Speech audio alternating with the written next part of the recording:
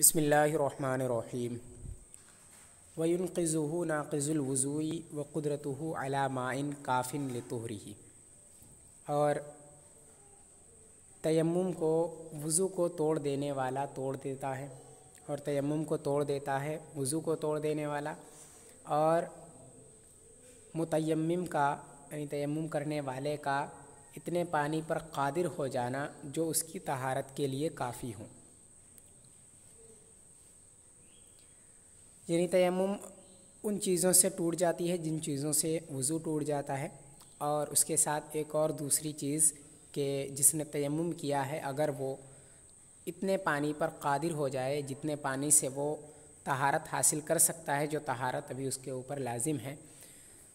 تو اس سے بھی اس کا تیمم ٹوٹ جائے گا۔ وضو کو توڑ دینے والی چیزوں سے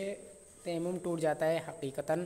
اور اس کا مائع کافی پر قادر ہو جانا، اس کی طرف جو انہوں نے نسبت کی ہے کہ تیمم قدرت سے بھی ٹوٹ جاتا ہے، تو یہ مجازی طور پر ہے کہ حقیقی طور پر قدرت کی وجہ سے تیمم نہیں ٹوٹتا ہے، بلکہ جو اس نے تیمم کیا تھا وہ اس کا اعتبار ختم ہو جاتا ہے، اور جو پہلے حدث لاحق ہوا تھا جس کی وجہ سے اس کا وضو ٹوٹا تھا یا اس پر غسل لازم ہوا تھا، جس وضو یا غسل کے لیے اس نے تیمم کیا تھا، وہی پہلے والا حدث ہی اب پھر سے واپس آ جاتا ہے جیسے ہی وہ پانی پر قادر ہوتا ہے۔ وہ اس وجہ سے کیونکہ جب وہ پانی پر قادر نہیں تھا تو وہاں ضرورت تھی، تو لہٰذا اس کی ضرورت کی وجہ سے طہارت مجازی طور پر وہاں پر ضرورت کی وجہ سے مٹی جو ہے وہ اس کے لیے طہور بن جاتی ہے، یعنی اس کو پاک کرنے والا بن جاتی ہے۔ جب پانی موجود نہیں ہوتا ہے تو ضرورت کی وجہ سے مٹی پاک کرنے والا بن جاتی ہے، لیکن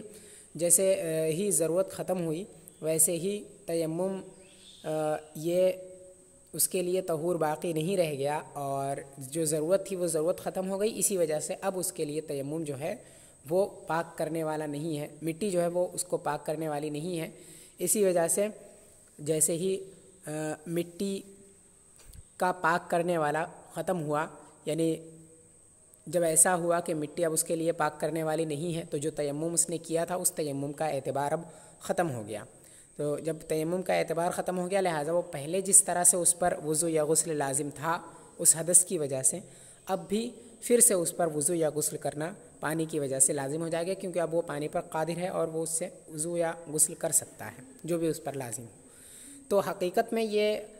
پانی پر قادر ہو جانا یہ تیمم کو نہیں توڑتا ہے، بلکہ اس سے پہلے جس کی وجہ سے اس کا وضو یا تیمم ٹوٹا تھا، جس حدث کی وجہ سے، اس حدث کی وجہ سے ہی ابھی پھر سے اس کے اوپر طہارت حاصل کرنا یہ لازم ہو جاتا ہے، کیونکہ جب اس نے جب تیمم کیا تھا تو اس وقت وہ تیمم اس کے لیے نماز وغیرہ کو حلال کرنے والا تھا، کیونکہ وہ اس وقت پانی پر قادر نہیں تھا، لہٰذا ضرورت کی وجہ سے مٹی اس کے لیے طہور ہو گئی تھی۔ لیکن اب چونکہ وہ پانی پر قادر ہو گیا ہے لہٰذا مٹی اب اس کے لیے طہور نہیں رہی، تو اس تیمم کا اعتبار اب ختم ہو گیا، لہٰذا یہ ایسا ہی ہو گیا جیسے اس نے پاکی حاصل کی ہی نہ ہو۔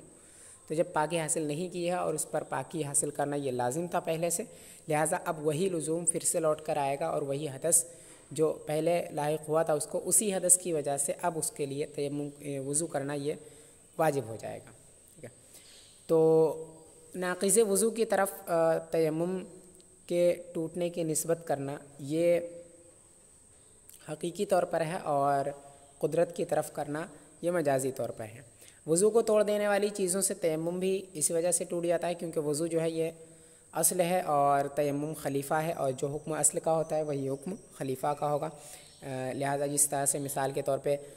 بدن کے کسی حصے سے اگر خون نکل کر کے بہہ جاتا ہے تو اس سے جس طرح اس کا حکم یہ ہے کہ اس سے وضو ٹوٹ جاتا ہے، تو جو حکم وضو کا ہے وہی حکم تیمم کا بھی ہوگا کہ اگر پانی پر وہ قادر نہیں ہے اور اس نے تیمم کیا تو اس کے بعد اگر خون بہا تو اس سے اس کا تیمم ٹوٹ جائے گا۔ اور یہ بھی کہ اصل یہ خلیفہ سے اقوا ہوتا ہے، اور جو خلیفہ ہے یہ اضاف ہوتا ہے، اور جس چیز سے اضاف ٹوٹ جائے جس چیز سے اقوا ٹوٹ جائے اس سے اضاف تو بدرجہ اولا ٹوٹ جائے گا۔ تو یہاں پہ جو وضو ہے یہ اقوا ہے اور تیمم یہ اضعاف ہے، لہٰذا جس سے وضو ٹوٹے گا تیمم اس سے بدرجہ اولا ٹوٹ جائے گا۔ اور اتنے پانی پر قادر ہو جانا جتنا پانی اس کی طہارت کے لیے کافی ہو، تو اس کا مطلب یہ ہے کہ یعنی جو طہارت ابھی اس کے لیے لازم ہے اس طہارت کو جتنے کم پانی سے حاصل کیا جا سکتا ہو اتنے کم پانی پر اگر وہ قادر ہو گیا، کم سے کم اتنے پانی پر اگر وہ قادر ہو گیا جتنے پانی سے اس طہارت کے جو فرائض ہیں اس کو وہ انجام دے سکے، تو اس کے لیے تیمم اس کا ٹوٹ جائے گا۔ یہ اس وجہ سے کیونکہ انہوں نے لفظ کافی کا استعمال کیا ہے، اور کافی سے اشارہ اسی طرف ہوتا ہے کہ ادنا، جس طرح سے اگر کوئی نماز ادا کرنا چاہتا ہے تو اور اسے حدث لاحق ہوا ہے، ایسا حدث جس کی وجہ سے وضو کرنا یہ لازم ہوتا ہے، تو اب اگر اس نے چہرے کو دھل لیا، دونوں ہاتھوں کو دھل لیا، سر کا مسح کر لیا اور پیر دھو لیا، تو اس کے لیے دونوں پیروں کو دھل لیا، تو اب اس کے لیے کافی ہے، یہ اتنا دھل لینا اس کے لیے کافی ہے، اور اس کے ذریعے سے وہ نماز ادا کر لے تو یہ کفایت کرے گی۔ لہٰذا ایسا ہی یہاں پر بھی ہوگا کہ اتنا پانی جتنے پانی سے وضو کے فرائض یا غسل کے فرائض انجام دیے جا سکتے ہوں اتنے پانی پر اگر یہ قادر ہو گیا تو لہٰذا یہ پانی اس کے لیے کافی ہے اس کی طہارت کے لیے۔ اب اس کا وضو ٹوٹ جائے گا، برابر ہے کہ اتنے پانی سے وہ مکمل طور پر وضو یا غسل کر پائے یا نہ کر پائے، اس کا کچھ اعتبار نہیں ہے، بلکہ محض اس چیز کا اعتبار ہے کہ پانی اتنا ہو جتنے پانی سے وضو یا تیمم وضو یا غسل کیا جا سکتا ہو، اس کے فرائض انجام دیے جا سکتے ہوں۔ اگر وہ دے پائے تو بھی اس کا وضو ٹوٹ جائے گا، اور نہ دے پائے تو بھی۔ مثال کے طور پہ اگر کسی نے تھوڑا سا پانی کسی کو ملا اور وہ پانی اتنا تھا کہ اس کے ذریعے سے چہرے کو، دونوں ہاتھوں کو اور پیروں کو دھل لیا جا سکتا تھا اور مسح سر کا کیا جا سکتا تھا، تو اس پانی کو اس نے اس طرح سے استعمال کیا کہ جو اعضائے وضو ہیں ان کو 3 مرتبہ دھلنا شروع کر دیا، اور اعضائے وضو مکمل دھلنے سے پہلے ہی پانی ختم ہو گیا، مثال کے طور پہ اس کے پیر باقی رہ گئے یا ایک پیر باقی رہ گیا دھلنا، تو ایسی صورت میں بھی اس کا تیمم ٹوٹ جائے گا، اگرچہ اس نے وضو مکمل طور پر وہ اس پانی سے نہیں کر پایا، لیکن پھر بھی اس کا تیمم ٹوٹ جائے گا، کیونکہ وہ پانی اتنا تھا جتنے پانی سے وہ وضو مکمل طور پر کر سکتا تھا، فرائض اس کے انجام دے سکتا تھا، لیکن اس نے ایسا نہیں کیا بلکہ وہ سنتوں میں لگ گیا اور تسلیس میں پڑ گیا، جس کی وجہ سے پانی کم پڑ گیا اور وہ وضو کو مکمل نہیں کر پایا۔ اب اس کے لیے یہ لازم ہے کہ اب وہ دوبارہ تیمم کرے۔ حتیٰ اذا قدر علی الماء ولم یتوضأ ثم عدم اعاد التیمم، یہاں تک کہ جب وہ پانی پر قادر ہوا اور اس نے وضو نہیں کیا، پھر پانی معدوم ہو گیا تو تیمم کا اعادہ کرے۔ یہ تفریح ہے وقدرتہ علی ماء کافٍ لطہورہ پر، مطلب یہ ہے کہ اگر پانی پر وہ قادر ہوا تو اس کی وجہ سے تیمم ٹوٹ جاتا ہے، برابر ہے کہ وہ پانی بعد میں معدوم ہو جائے اور اس پانی سے وہ طہارت حاصل نہ کرے اور وہ پانی معدوم ہو جائے، تب بھی اس کا تیمم ٹوٹ جائے گا، یعنی جیسے ہی وہ پانی پر قادر ہوگا اس کا تیمم ٹوٹ جائے گا۔ اب اس قدرت کے بعد یا تو اگر اس نے تیمم اس پانی سے وضو یا غسل کر لیا تب بھی اس کا تیمم جو اس نے کیا تھا وہ ٹوٹا ہوا ہے، اور اگر نہ کرے تو بھی اس کا تیمم ٹوٹ جائے گا۔ ایسا نہیں ہے کہ اگر اس نے تیمم نہیں کیا اور وہ وضو نہیں کیا اور وہ پانی اب ختم ہو گیا، اب وہ پانی اس کے پاس موجود نہیں ہے، تو ایسا نہیں ہے کہ اس کا تیمم جو اس نے پہلے کیا تھا وہ اب باقی رہے گا، بلکہ وہ تیمم وہ ٹوٹ گیا، اب دوبارہ وہ تیمم کرے گا اگر پانی نہیں ہے تو۔ یہ وہی کہہ رہے ہیں کہ یہاں تک کہ جب وہ پانی پر قادر ہوا اور اس نے وضو نہیں کیا، پھر پانی معدوم ہو گیا تو تیمم کا وہ اعادہ کرے۔ وَإِنَّمَا قَالَ كَافٍ لِطُهْرِهِ حَتَّى إِذَا اغْتَسَلَ الْجُنُوبُ وَلَمْ يَصِلِ الْمَاءُ إِلَى لُمْعَةِ زَهْرِهِ وَفَنَى الْمَاءُ وَأَحْدَثَ حَدَثًا يُوجِبُ الْوُضُوءَ فَتَيَمَّمَ لَهُمَا ثُمَّ وَجَدَ مِنَ الْمَاءِ مَا يَكْفِيهِمَا بَطَلَ تَيَمُّمُهُ فِي حَقِّ كُلِّ وَاحِدٍ مِّنْهُمَا۔ اور بے شک ماتن علیہ الرحمٰ نے کافٍ لطہرہ کہا کہ وقدرتہ علی ماء کافٍ لطہرہ، اتنے پانی پر قادر ہو جانا جو اس کی طہارت کے لیے کافی ہو، اس کی طہارت کے لیے کافی ہونے سے کم نہ ہو، ٹھیک ہے، اس کی طہارت کے لیے وہ پانی کافی ہو، اتنے پر قادر ہو جانا، یہ تیمم کو توڑتا ہے۔ تو اسی پر تفریح کرتے ہوئے کہتے ہیں کہ یہاں تک کہ جب جنوبی نے غسل کیا اور پانی اس کے پیٹھ کے کسی حصے تک نہیں پہنچا اور پانی معدوم ہو گیا، اور پھر اسے ایسا حدث لاحق ہوا جس کی وجہ سے وضو واجب ہوتا ہے، جو وضو کو واجب کرتا ہے، تو اس نے ان دونوں کے لیے تیمم کر لیا۔ پھر اتنا پانی مل گیا جتنے ان دونوں کو کفایت کرتا ہے، اتنا پانی مل گیا جو ان دونوں کو کفایت کرتا ہو، تو اس کا تیمم دونوں کے حق میں باطل ہو گیا۔ یعنی صورت مسئلہ یہ ہے کہ اگر کسی شخص کو کوئی ایسا حدث لاحق ہوا جس کی وجہ سے غسل کرنا واجب ہو جاتا ہے، اب اس کے پاس تھوڑا سا پانی موجود تھا تو اس پانی سے اس نے غسل کیا، لیکن وہ اس کے غسل کے لیے پانی کافی نہیں تھا اور اس کے بدن کا کچھ حصہ سوکھا ہی رہ گیا، ٹھیک ہے، تو ایسی صورت میں اس کا غسل تو مکمل نہیں ہوا، اب پانی ختم ہو گیا، لہٰذا وہ غسل بھی نہیں کر سکتا ہے۔ پھر ایسا ہوا اس کے بعد اسے کوئی ایسا حدث بھی لاحق ہو گیا جس کی وجہ سے وضو ٹوٹ جاتا ہے، تو اب چونکہ پانی پر وہ قادر نہیں ہے، لہٰذا اب اس کے اوپر تیمم کرنا یہ لازم ہوگا، اور تیمم ان دونوں کی طرف سے وہ تیمم کرے گا، کیونکہ غسل جو اس نے کیا تھا وہ غسل مکمل نہیں ہوا تھا، لہٰذا اگر مکمل نہیں ہوا غسل تو یہ معدوم کی طرح ہے، ٹھیک ہے، گویا اس نے غسل کیا ہی نہیں، ایسا ہے، تو غسل بھی اس نے نہیں کیا ہے اور اس پر ابھی غسل بھی لازم ہے، اور اسے حدث بھی لاحق ہوا تھا جس کی وجہ سے وضو واجب ہو جاتا ہے، تو اب اس پر وضو بھی واجب ہے، تو دونوں واجب ہیں، تو اب اس کے لیے دونوں کی طرف سے تیمم کرنا یہ بھی لازم ہے، تو اس نے دونوں کی طرف سے تیمم کر لیا، اس نے ایک تیمم کیا جس سے اس نے دونوں کی نیت کر لی، ایک ہی تیمم چونکہ دونوں کی طرف سے کافی ہوتا ہے، لہٰذا اس نے ایک تیمم کیا اور ان دونوں کی نیت کر لی، وضو اور غسل دونوں کی، تو اب اس کا تیمم ہو گیا۔ پھر اس کے بعد اس نے اتنا پانی پا لیا جتنے پانی سے وہ وضو بھی کر سکتا ہے اور غسل بھی کر سکتا ہے، تو اس کا تیمم دونوں کے حق میں باطل ہو جائے گا، یعنی وضو کے حق میں بھی اس کا تیمم باطل ہو جائے گا اور غسل کے حق میں بھی تیمم باطل ہو جائے گا۔ غسل نہیں بلکہ وہ جو حصہ خشک رہ گیا تھا بدن کا، اس حصے کے لیے وہ پانی کافی تھا، مطلب یہ ہے کہ بدن کا جو حصہ خشک رہ گیا تھا اس کے لیے اور وضو کے لیے، دونوں کے لیے وہ پانی کافی ہے، تو اب اس کا تیمم جو اس نے وضو اور غسل دونوں کے لیے کیا تھا، دونوں کے حق میں اس کا تیمم باطل ہو جائے گا، اور اب اس پر یہ لازم ہے کہ اس حصے کو دھلے بدن کے، پھر اس کے بعد وہ وضو کرے۔ وَإِن لَّمْ يَكْفِ لِأَحَدِهِمَا بَقِيَ فِي حَقِّهِمَا، اور اگر وہ ان دونوں میں سے کسی کے لیے بھی کافی نہ ہوا تو دونوں کے حق میں اس کا تیمم باقی ہے، یعنی غسل جنوب سے لاحق ہوا تھا، پھر اس کے بعد اس نے غسل کیا تھا لیکن غسل مکمل نہیں ہوا، بدن کا کوئی حصہ چھوٹ گیا تھا، سوکھا رہ گیا، پھر اس کے بعد حدث لاحق ہوا جو وضو کو واجب کرتا ہوں، حدث اصغر لاحق ہوا اور اس نے دونوں کی طرف سے تیمم کر لیا، پھر اس کے بعد اس نے اتنا پانی پایا جتنے پانی سے نہ تو وہ غسل کر سکتا ہے اور نہ ہی جو حصہ چھوٹ گیا تھا وہ اس حصے کو دھل سکتا ہے، تو دونوں میں سے کوئی ایک بھی نہیں کر سکتا ہے، اتنا کم پانی ہے، تو ایسی صورت میں اس کا تیمم دونوں کے حق میں باطل ہے، کیونکہ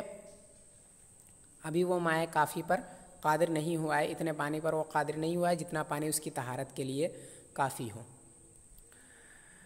وَإِن كَفَى لِأَحَدِهِمَا بِعَيْنِهِ غَسَلَهُ وَيَبْقَى التَّيَمُّمُ فِي حَقِّ الْآخَرِ، اور اگر وہ کافی ہو ان دونوں میں سے کسی ایک معین کے لیے تو وہ اس کو دھل لے اور اس کا تیمم دوسرے کے حق میں باطل ہوگا۔ اس کی دو صورتیں ہیں، باقی رہے گا، اس کی دو صورتیں ہیں کہ اس نے جو پانی پایا ہے وہ پانی یا تو وضو کے لیے کافی ہوگا، صرف وضو کے لیے کافی ہوگا اور اس بدن کے اس حصے کو دھلنے کے لیے کافی نہیں ہوگا، کیونکہ وہ بدن کا حصہ بہت زیادہ ہوگا جو سوکھا رہ گیا ہے، بہت زیادہ رہ گیا ہے، اس کی وجہ سے وہ پورے پر اتنا پانی اس کے پاس نہیں ہے کہ وہ اس پورے کو دھل سکے، اور بلکہ اس کے برخلاف اگر وہ اس پانی سے وضو کرتا ہے تو وہ مکمل طور پر کر سکتا ہے۔ اس لیے وہ پانی جو ہے وضو کے حق میں تو کافی ہے، لیکن غسل کے حق میں، یعنی اس حصے کو دھلنے کے لیے جو حصہ غسل کے اندر باقی رہ گیا تھا اس حصے کو دھلنے کے لیے کافی نہیں ہے، تو ایسی صورت میں وضو کے حق میں تو اس کا تیمم باطل ہو جائے گا، کیونکہ وہ اتنے پانی پر قادر ہو گیا تھا جتنا پانی اس کی طہارت کے لیے، جو طہارت صغریٰ ہے، اس کے لیے کافی ہے، لہٰذا اس طہارت کے لیے اس کا تیمم ٹوٹ جائے گا، کیونکہ وہ پانی پر قادر ہو چکا ہے اس کے لیے۔ اور جو بدن کا حصہ ہے اس پر بہانے کے لیے، اس کو دھلنے کے لیے، چونکہ اس پر وہ قادر نہیں ہوا اور اس کی طہارت پر وہ قادر نہیں ہوا ہے، اس وجہ سے اس کے حق میں اس کا تیمم باقی رہے گا، باطل نہیں ہوگا، کیونکہ یہاں پہ قدرت نہیں پائی جا رہی ہے۔ اور دوسری صورت یہ ہوگی کہ پانی اتنا ہوگا کہ جو پانی اس حصے کو دھلنے کے لیے تو کافی ہوگا لیکن وضو کے لیے کافی نہیں ہوگا، ٹھیک ہے، یعنی تھوڑا سا پانی ہے، جتنے پانی سے وہ بدن کا جو حصہ سوکھا رہ گیا ہے اس کو وہ دھل سکتا ہے، لیکن وہ اس سے اگر وضو کرے تو وضو نہیں کر پائے گا۔ تو اگر اتنا پانی ہے تو ایسی صورت میں وضو کے حق میں اس کا تیمم باقی رہے گا اور غسل کے حق میں اس کا تیمم ٹوٹ جائے گا۔ اب اس پر یہ لازم ہے کہ اس حصے کو دھلے، جب وہ اس حصے کو دھل لے گا تو اس کا غسل مکمل ہو جائے گا جو وہ پہلے کر رہا تھا۔ تو اب غسل مکمل ہو گیا، حدث اکبر گویا ختم ہو گیا، اور جو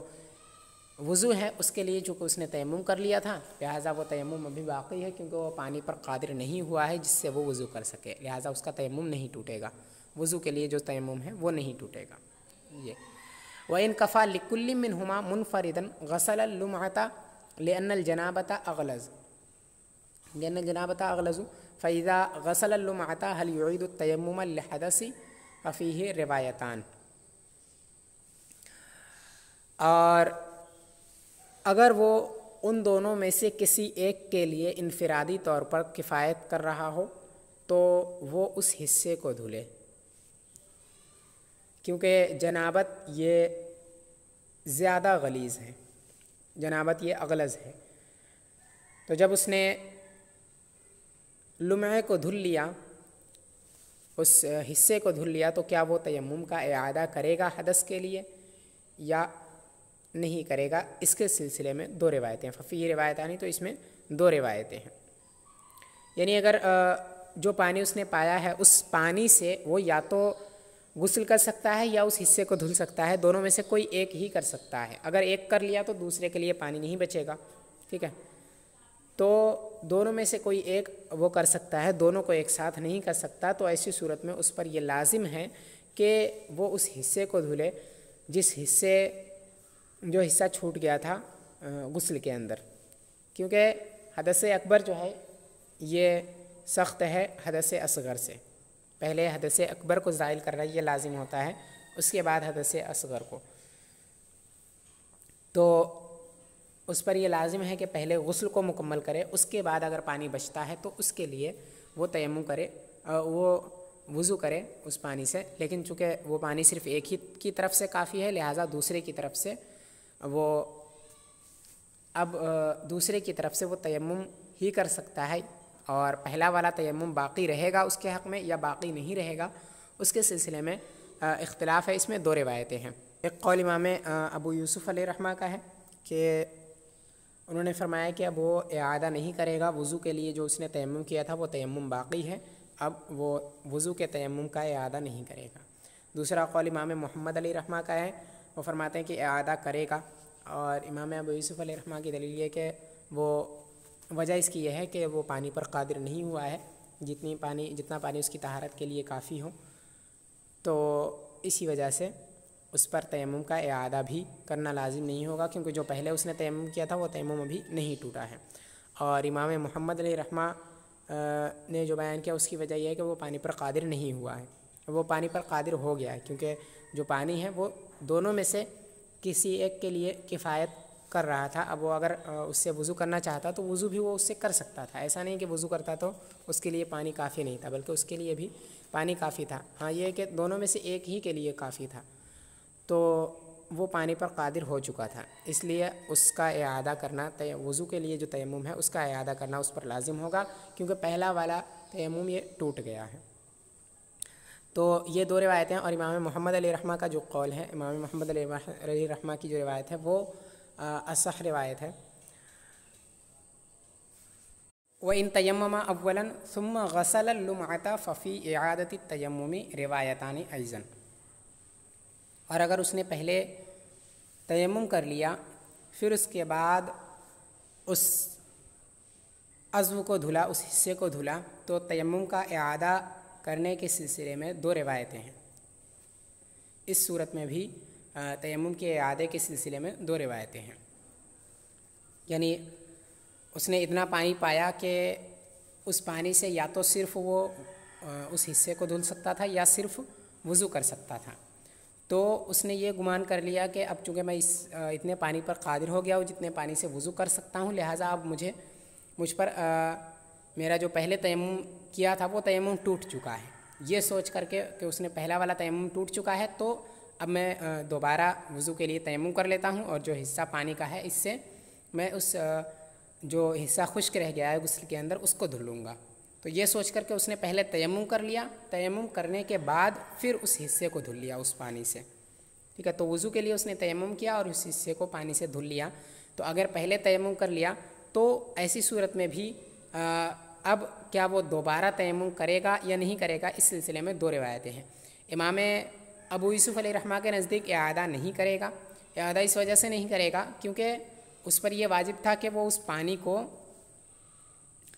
اس حصے کو دھلنے میں خرچ کرے۔ جب اس پر واجب ہے تو گویا یہ ایسا ہی ہو گیا جیسے کہ وضو کے حق میں پانی پایا ہی نہیں گیا، کیونکہ اگرچہ وہ پانی وضو کی طرف سے بھی کافی ہوتا، لیکن اس پر یہ پہلے سے لازم تھا کہ وہ اس پانی کو اس حصے پر ہی خرچ کرے جو حصہ خشک رہ گیا ہے بدن کا۔ تو اس پر جب اس کا خرچ کرنا، اس سے دھلنا اس جگہ کو لازم تھا، تو گویا اس کے لیے تیمم وضو کرنے کا کوئی سوال ہی نہیں ہے۔ وضو کرنے کے سلسلے میں گویا اس نے پانی پایا ہی نہیں۔ جب اس نے پانی نہیں پایا وضو کرنے کے لیے تو یہ ایسا ہی ہو گیا، جو پہلے اس نے تیمم کیا تھا وہ تیمم ابھی بھی باقی ہے، اب جو دوبارہ اس نے تیمم کیا ہے وہ تیمم بھی باقی ہے، اس کا ویسے بھی کچھ فائدہ نہیں ہے، اور اب دوبارہ تیمم کرنا بھی اس پر لازم نہیں ہوگا، کیونکہ جو پہلے تیمم کیا تھا وہی تیمم ابھی تک باقی ہے، حدث اسے لاحق نہیں ہوا ہے، اور جو پانی اس نے پایا ہے اس پانی کی وجہ سے، اس پانی کے پا لینے کی وجہ سے اس کا تیمم وضو کے لیے نہیں ٹوٹا، کیونکہ اس پانی کو اس حصے میں خرچ کرنا یہ واجب تھا، گویا وضو کے سلسلے میں پانی اس نے پایا ہی نہیں۔ جب پانی اس نے وضو کے سلسلے میں نہیں پایا تو وہاں پہ مائع کافی پر قدرت اسے حاصل نہیں ہوا ہے وضو والی طہارت کے سلسلے میں، تو وضو والا تیمم اس کا نہیں ٹوٹے گا۔ تو یہ ہے امام ابو یوسف علیہ رحمہ کا قول، اور امام محمد علیہ رحمہ کے نزدیک وہ تیمم کا اعادہ کرے گا، اور وہ اس وجہ سے کیونکہ جب اس نے اس پانی پر جب وہ قادر ہوا تو اس کا تیمم ٹوٹ گیا، جب تیمم ٹوٹ گیا تو پھر اس کے بعد اگرچہ دوبارہ اس نے تیمم کر لیا، لیکن چونکہ پہلے اس نے تیمم کیا ہے اور تیمم کرتے وقت بھی پانی اس کے پاس موجود ہے، اتنا پانی جتنے پانی سے وہ وضو کر سکتا ہے، پھر بھی اس نے تیمم کیا، تو پانی کے موجود ہوتے ہوئے تیمم کر لینے کا کچھ فائدہ نہیں ہوگا۔ تو جب تک پانی موجود ہے تب تک وہ تیمم نہیں کر سکتا ہے۔ جب اس نے اگر ایسا ہوا کہ اس نے پہلے عضو کو دھل لیا پھر اس کے بعد، تو اس وقت چونکہ اب اس کے لیے تیمم کرنا جائز ہوگا، لیکن اس سے پہلے جب تک پانی موجود ہے تب تک اس کے لیے تیمم کرنا ہی جائز نہیں ہوگا، اور اگر تیمم کیا تو وہ کچھ فائدہ نہیں دے گا۔ تو چونکہ اس کے تیمم کرنے کے وقت پانی موجود تھا لہٰذا اس کا یہ تیمم بھی کچھ فائدہ نہیں دے گا، اور جو پہلے تیمم اس نے کیا تھا وہ تیمم اس پانی پر قادر ہونے کی وجہ سے ٹوٹ گیا ہے، جیسا کہ اس سے پہلے بیان کیا، تو اب وہ تیمم کا اعادہ کرے گا، جو وضو کے لیے تیمم ہے اس کا وہ اعادہ کرے گا، اس کو تو اس پانی کو اس حصے کو دھلنے میں خرچ کرے اور دوبارہ وضو کے لیے تیمم کرے۔ یہ امام محمد علیہ رحمہ کا قول ہے۔ وَإِن صرف إلى الحدث انتقض تیممہ فی حق اللمعۃ باتفاق الروایتین، اور اگر اس نے حدث کے لیے پانی کو خرچ کر دیا تو اس کا تیمم ٹوٹ گیا لمعے کے حق میں دونوں روایتوں کے اتفاق کے ساتھ۔ یعنی اگر اس نے اتنا پانی پایا جو دونوں میں سے کسی ایک کی طرف سے کافی ہوتا اور اس پر واجب تھا کہ وہ اس حصے کو دھلتا جو بدن کا حصہ خشک رہ گیا ہے، لیکن اس نے یہ نہ کر کے اس نے وضو کر لیا، ٹھیک ہے، حدث اصغر کو زائل کرنے میں پانی کو خرچ کر دیا، تو اب جو لمعہ ہے اس کے سلسلے میں یہ امام محمد اور امام ابو یوسف علیہ رحمہ دونوں کے نزدیک اس کا تیمم ٹوٹ جائے گا، ٹھیک ہے، اور وضو کے لیے چونکہ اس نے وضو کر لیا لہٰذا وضو تو اس کا ہو جائے گا، لیکن اس حصے کے سلسلے میں اس کا تیمم ٹوٹ جائے گا۔ اب دوبارہ اس کے لیے اس تیمم کرنا یہ لازم ہوگا۔ ھذا اذا تیمم للحدثین تیمما واحدا، یہ اس وقت ہے جب کہ اس نے دونوں حدثوں کے لیے صرف ایک تیمم کیا ہو۔ اما اذا تیمم للجنابۃ ثم احدث فتیمم للحدث ثم وجد الماء فکذا فی الوجوہ المذکورۃ۔ رہا اس وقت جب کہ اس نے جنابت کے لیے تیمم کیا، پھر حدث لاحق ہوا، پھر اس نے حدث کے لیے تیمم کیا، پھر اس نے پانی کو پایا، تو ایسا ہی ہے جیسا مذکورہ وجوہات میں مذکورہ صورتوں میں ذکر کیا گیا، یعنی اس میں بھی ایسی ہی تفسیر ہوگی جو اس سے پہلے ذکر کی گئی ہے کہ اگر دونوں میں سے کسی ایک کے لیے کافی نہ ہو تو دونوں کے لیے تیمم باقی ہے، کسی ایک کے لیے کافی ہو تو اس کی طرف سے جس کے لیے کافی ہے اس کی طرف سے تیمم ٹوٹ جائے گا، اگر معین طریقے پر ہو تو، یعنی صرف وضو کے لیے یا صرف اس حصے کو دھلنے کے لیے، تو ایسی صورت میں وہ اس کے لیے جس کے لیے وہ پانی کافی ہے اس کی طرف سے تیمم ٹوٹ جائے گا، اور اگر انفرادی طور پر ہے تو روایتوں کے اختلاف کے ساتھ ہے۔ تو یہ جو تفصیل ذکر کی گئی ہے وہی تفصیل اس صورت میں بھی ہوگی جب کہ اس نے دونوں تیمم الگ الگ کیے ہوں، مطلب یہ کہ پہلے اسے جنب لاحق ہوا تو اس نے جنابت کے لیے تیمم کر لیا، پانی موجود نہیں تھا اس لیے اس نے جنابت کے لیے تیمم کر لیا، یعنی اس نے غسل کیا لیکن غسل اس کا مکمل ہونے سے پہلے پانی ختم ہو گیا، پھر اس نے تیمم کر لیا، اور پھر اس کے بعد تیمم کرنے کے بعد اسے حدث لاحق ہوا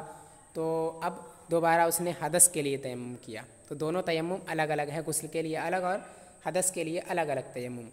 پھر اس کے بعد اس نے پانی کو پایا، تو وہی صورتیں ہیں جو اس سے پہلے ذکر کی گئی۔ وَإِن تَيَمَّمَ لِلْجَنَابَةِ ثُمَّ أَحْدَثَ وَلَمْ يَتَيَمَّمْ لِلْحَدَثِ فَوَجَدَ الْمَاءَ فَإِنْ كَفَى اللُّمْعَةَ وَالْوُضُوءَ فَظَاهِرٌ، اور اگر اس نے جنابت کے لیے تیمم کیا پھر اس کے بعد محدث ہو گیا اور اس نے تیمم حدث کے لیے نہیں کیا، پھر اس نے پانی کو پا لیا، تو اگر وہ لمعے کو اور وضو کو دونوں کے لیے کافی ہو تو ظاہر ہے، یعنی اسے حدث لاحق ہوا، جنب لاحق ہوا تو جنب کے لیے اس نے تیمم کیا یا غسل کیا، اور جو حصہ خشک رہ گیا تھا اس کے لیے پھر اس نے تیمم کیا، پھر اس کے بعد اسے حدث لاحق ہوا اور حدث کے لیے اس نے ابھی تک پانی نہیں پایا تھا، اس نے ابھی تک تیمم نہیں کیا تھا، حدث کے لیے ابھی تک اس نے تیمم نہیں کیا تھا وضو کے لیے، ٹھیک ہے، بلکہ صرف اور صرف جنابت کے لیے اس نے تیمم کیا تھا، اس کے بعد اسے حدث لاحق ہوا تھا، تو حدث کے لیے اس نے ابھی تک تیمم نہیں کیا تھا تو اسے پانی میسر ہو گیا، تو اگر وہ اتنا پانی ہے جتنے پانی سے وہ وضو بھی کر سکتا ہے اور اس حصے کو بھی دھل سکتا ہے، ٹھیک ہے، جو حصہ اس کا خشک رہ گیا تھا غسل کرتے وقت، جنابت کا غسل کرتے وقت جو حصہ خشک رہ گیا تھا اس کے لیے بھی وہ پانی کافی ہے اور وضو کے لیے بھی کافی ہے، تو ظاہر ہے کہ دونوں کو وہ کرے گا، پہلے وہ اس حصے کو دھل لے پھر اس کے بعد اس پانی سے وضو کرے۔ وَإِن لَّمْ يَكْفِ لِأَحَدِهِمَا لَا يَنْتَقِضُ تَيَمُّمُهُ فَيَسْتَعْمِلُ الْمَاءَ فِي اللُّمْعَةِ تَقْلِيلًا لِلْجَنَابَةِ وَيَتَيَمَّمُ لِلْحَدَثِ، اور اگر ان میں سے کسی ایک کے لیے کافی نہ ہو پانی تو اس کا تیمم نہیں ٹوٹے گا، مطلب یہ ہے کہ جو اس نے تیمم کیا تھا جنابت کے لیے تو جو حصہ اس کا خشک رہ گیا تھا اس کو دھلنے کے لیے پانی کافی نہیں ہے، یا پھر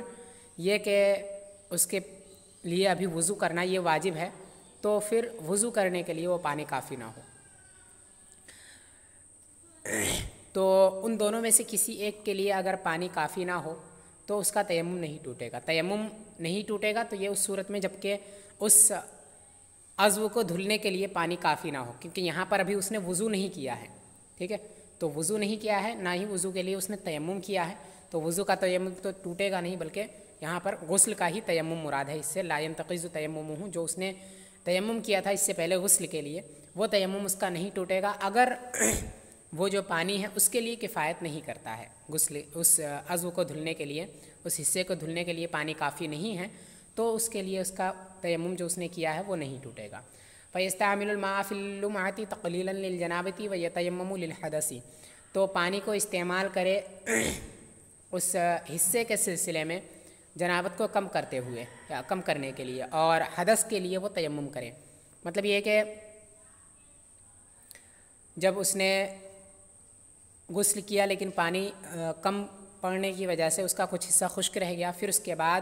اسے حدث لاحق ہوا، اس نے تیمم کر لیا پہلے غسل کے لیے، پھر اس کے بعد اسے حدث لاحق ہوا، پھر اس کے بعد اس نے پانی پایا، تو پانی اتنا ہے کہ وہ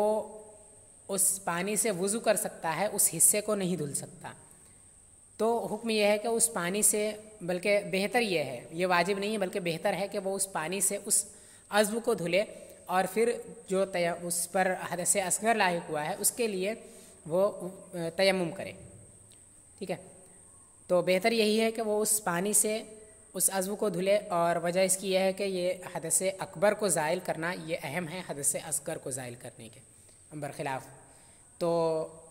حدث اکبر کو پہلے زائل کیا جائے گا اور حدث اصغر کو بعد میں، تو حدث اکبر کو زائل کرنے میں پانی اگر خرچ ہو گیا، ختم ہو گیا اس کی وجہ سے، تو اب حدث اصغر کو زائل کرنا بھی ضروری ہے، لہٰذا اس کے لیے وہ تیمم کرے گا، ٹھیک ہے۔ وَإِن كَفَى اللُّمْعَةَ لَلْوُضُوءَ انتقض تَيَمُّمُهُ وَيَغْسِلُ اللُّمْعَةَ وَيَتَيَمَّمُ لِلْحَدَثِ، اور اگر پانی حصے کے لیے، اس حصے کے لیے کافی ہو، وضو کے لیے کافی نہ ہو، تو اس کا تیمم ٹوٹ گیا، اور اس حصے کو وہ دھلے اور حدث کے لیے وہ تیمم کرے۔ مطلب یہ ہے کہ جو اس نے پہلے غسل کے لیے تیمم کیا تھا وہ تیمم اب ٹوٹ جائے گا اگر اس نے اتنا پانی پا لیا جتنے پانی سے اس عضو کو دھل سکتا ہے، اس حصے کو دھل سکتا ہے جو حصہ رہ گیا تھا، تو اب ایسی صورت میں وہ اس پانی سے اس حصے کو دھلے، اور پھر اس کے بعد چونکہ اس نے وضو کے لیے ابھی تک تیمم نہیں کیا تھا تو اس کے لیے اب وہ تیمم کرے۔ وَإِن كَفَى لِلْوُضُوءِ لَا لِلْلُمْعَةِ فَتَيَمُّمُهُ بَاقٍ وَعَلَيْهِ الْوُضُوءُ، اور اگر وہ وضو کے لیے کافی ہو اور اس حصے کو دھلنے کے لیے کافی نہ ہو تو اس کا تیمم باقی ہے اور اس پر وضو کرنا یہ لازم ہے، یعنی اس نے اتنا پانی پایا جتنے پانی سے وہ وضو کر سکتا ہے اور اس حصے کو نہیں دھل سکتا، تو ایسی صورت میں اب چونکہ اس کا جو وضو ہے وہ اس پر لازم ہوگا، اس کے لیے تیمم لازم نہیں ہوگا، اور جو اس حصے کے لیے اس نے تیمم کیا تھا وہ تیمم باقی ہے کیونکہ وہ اتنے پانی پر قادر نہیں ہوا ہے۔ وَإِن كَفَى لِكُلِّ وَاحِدٍ مِّنْهُمَا مُنْفَرِدًا يُصَرِّفُهُ إِلَى اللُّمْعَةِ وَيَتَيَمَّمُ لِلْحَدَثِ،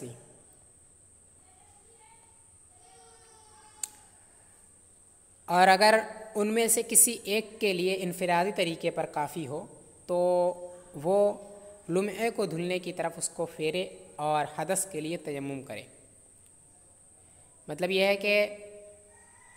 اتنا پانی ہے جن میں سے یا تو صرف وہ اس حصے کو دھل سکتا ہے یا صرف اس سے وضو کر سکتا ہے، تو بہتر یہ ہے اور حکم یہی ہے کہ وہ اس پانی کو اس حصے کو دھلنے کی طرف پھیرے، یعنی اس پانی کو استعمال کرے اس حصے کو دھلنے میں، نہ کہ وضو کرنے کے لیے۔ وضو کرنے کے لیے اس پانی کو استعمال نہ کرے بلکہ غسل جو ہے اس کو مکمل کرنے کے لیے اس پانی کو استعمال کرے اور وضو کے لیے وہ تیمم کرے۔ فَإِن تَوَضَّأَ بِهِ جَازَ، پھر اگر اس نے وضو کر لیا تو بھی جائز ہے۔ مطلب یہ ہے کہ اس پر لازم تو یہ تھا کہ وہ اس سے اس عضو کو دھلتا، لیکن اس نے ایسا نہ کر کے وضو کر لیا، تو یہ بھی جائز ہے۔ وَيُعِيدُ التَّيَمُّمَ لِلْجَنَابَةِ، اور جنابت کے لیے وہ تیمم کا اعادہ کرے، یعنی اگر اس نے وضو کر لیا ایسی صورت میں، کسی ایک کی طرف سے پانی کافی ہے، تو ایسی صورت میں اس پانی سے اس نے وضو کر لیا، حالانکہ ایسا کرنا نہیں چاہیے تھا لیکن اس نے کر لیا، تو بھی وضو اس کے لیے اس کا درست ہوگا، اور جو تیمم اس نے جنابت کے لیے کیا تھا وہ تیمم ٹوٹ جائے گا۔ اب اس تیمم کا وہ اعادہ کرے، دوبارہ تیمم کرے۔ وَلَوْ لَمْ يَتَوَضَّأْ بِهِ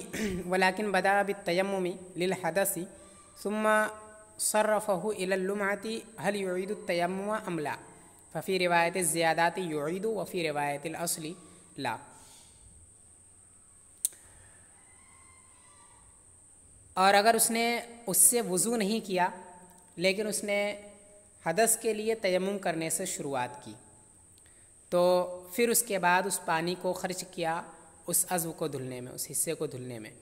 تو کیا وہ تیمم کا اعادہ کرے گا یا نہیں کرے گا؟ تو زیادات کی روایت کے اندر یہ ہے کہ وہ اعادہ کرے گا، اور اصل کی روایت کے اندر یہ ہے کہ وہ اعادہ نہیں کرے گا۔ یعنی اس کے پاس اتنا پانی تھا کہ وہ ان میں سے کسی ایک میں ہی خرچ کر سکتا تھا، دونوں میں ایک ساتھ نہیں کر سکتا تھا، لیکن ان میں سے کوئی بھی وہ کر سکتا تھا، تو اس پر حکم تو یہ تھا کہ وہ اس کو خرچ کرتا اس عضو کو دھلنے میں، لازم تھا اس پر، لیکن اس نے ایسا نہ کر کے وضو بھی اس نے نہیں کیا اور اس نے اس پانی کو خرچ بھی نہیں کیا، بلکہ پہلے اس نے وضو کے لیے تیمم کر لیا، تو اب اس کے بعد پھر اس نے اس پانی سے اس حصے کو دھلا،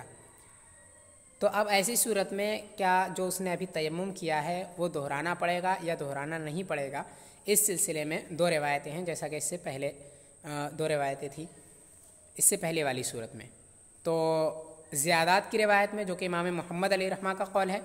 وہ یہ ہے کہ اعادہ کرے گا، اور اصل کی روایت میں جو کہ حضرت امام ابو یوسف علیہ رحمہ کی روایت ہے اس میں یہ ہے کہ اعادہ نہیں کرے گا۔ تو اس کے سلسلے میں دو روایتیں ہیں کہ ایک میں ہے کہ وہ اعادہ کرے گا، یعنی دوبارہ اس تیمم کرے گا جو تیمم اس نے وضو کے لیے کیا تھا، اور دوسرے میں یہ ہے کہ وہ وہ نہیں دہرائے گا اس وضو کے تیمم کو، بلکہ ابھی بھی اس کا وہ تیمم باقی ہے۔ ثم القدرۃ تثبت بطریق الاباحۃ و بطریق التملیک، پھر قدرت ثابت ہوتی ہے اس وقت جب کہ وہ کسی اہم جہت کی طرف خرچ کیا جانے والا نہ ہو، یہاں تک کہ جب اس کے بدن یا اس کے کپڑے پر نجاست ہو تو وہ اس کو نجاست کی طرف پھیرے، یعنی پانی کو اہم چیز کے اندر خرچ کیا جائے گا اور اس کے علاوہ میں پانی کو خرچ نہیں کیا جائے گا یا اس کو بعد میں خرچ کیا جائے گا۔ مطلب یہ ہے کہ اگر بہت ساری چیزیں ہیں جن میں پانی کو خرچ کیا جانا چاہیے اور یہ شخص جو ہے اس نے تیمم کیا ہے، ٹھیک ہے، اور اس کے اوپر کچھ چیزیں اس کے ساتھ ہیں جن میں پانی کو خرچ کیا کر سکتا ہے، وہ اس نے پانی پایا لیکن اس کے بدن یا کپڑے پر کہیں پر نجاست لگی ہوئی ہے، تو نجاست کو دور کرنا یہ زیادہ اہم ہے اس تیمم کے لیے، وضو یا غسل کرنے سے زیادہ اہم ہے اس کو دور کرنا، ٹھیک ہے۔ مطلب یہ ہے کہ اگر کوئی اہم ضرورت ہو تو اس ضرورت کو پوری کر لینے کے بعد ہی اس پانی کو وضو یا غسل میں خرچ کیا جائے گا، ٹھیک ہے، کیونکہ یہ جیسے کہ بدن پہ یا پھر کپڑے پہ نجاست کا ہونا، اگر کسی کے بدن یا کپڑے پر نجاست ہے اور اس نے پانی پایا تو اس کے لیے ابھی پانی پر قدرت ثابت نہیں ہوگی، پہلے اس پر یہ لازم ہے کہ وہ اس بدن یا کپڑے پر جو نجاست ہے اس نجاست کو اس پانی سے زائل کرے، کیونکہ یہ زیادہ ضروری ہے، تو پہلے اس کو زائل کرے گا اور پھر اس کے بعد اگر وہ پانی بچتا ہے اور وہ پانی کافی ہوتا ہے اس کے وضو یا غسل کے لیے، تو اس وقت اس نے جو تیمم کیا ہے وضو یا غسل کا وہ ٹوٹے گا اور اس سے پہلے نہیں ٹوٹے گا، ٹھیک ہے۔ تو یہی کہہ رہے ہیں کہ قدرت ثابت ہوتی ہے اس وقت جب کہ وہ کسی اہم جہت کی طرف خرچ کیا جانے والا نہ ہو، مطلب یہ ہے کہ کوئی اہم چیز اس کے علاوہ کوئی دوسری اہم وجہ نہ ہو جس کے لیے اس پانی کو خرچ کیا جانا چاہیے، تو اس وقت قدرت ثابت ہوگی، اور اگر ہے تو اس وقت قدرت ثابت نہیں ہوگی، پہلے اس اہم چیز میں اس پانی کو خرچ کیا جائے گا، پھر اس کے بعد اگر پانی بچا رہتا ہے تو اس کے لیے قدرت ثابت ہو جائے گی، اگر نہیں بچتا ہے تو قدرت ثابت نہیں ہوگی۔ ثم القدرت تثبت بطریق الاباحۃ و بطریق التملیک، پھر قدرت ثابت ہوتی ہے اباحت اور تملیک کے طریقے پر۔ مطلب یہ ہے کہ قدرت اباحت کے طریقے پر بھی ثابت ہوتی ہے اور تملیک کے طریقے پر بھی ثابت ہوتی ہے۔ مطلب یہ ہے کہ اگر کسی کے پاس پانی ہے اور کوئی دوسرا شخص ہے جس کے پاس پانی نہیں ہے اور اس نے تیمم کیا ہوا ہے، تو اب جس شخص کا پانی ہے وہ اگر اجازت دے دے، مباح کر دے کہ جو چاہے وہ پانی کو استعمال کر سکتا ہے، یا خاص اس کے لیے مباح کر دے کہ تم اس سے چاہو تو وضو کر سکتے ہو، تو اس کے لیے قدرت ثابت ہو جائے گی اور اس کا وضو وہاں پر ٹوٹ جائے گا۔ اور یا پھر یہ کہ وہ اس پانی کو بیچ رہا ہو، تو ایسی صورت میں بھی وہاں پر قدرت ثابت ہو سکتی ہے۔ اگر وہ پانی کو خرید لے تو اس سے وہاں اس کی قدرت ثابت ہو جائے گی،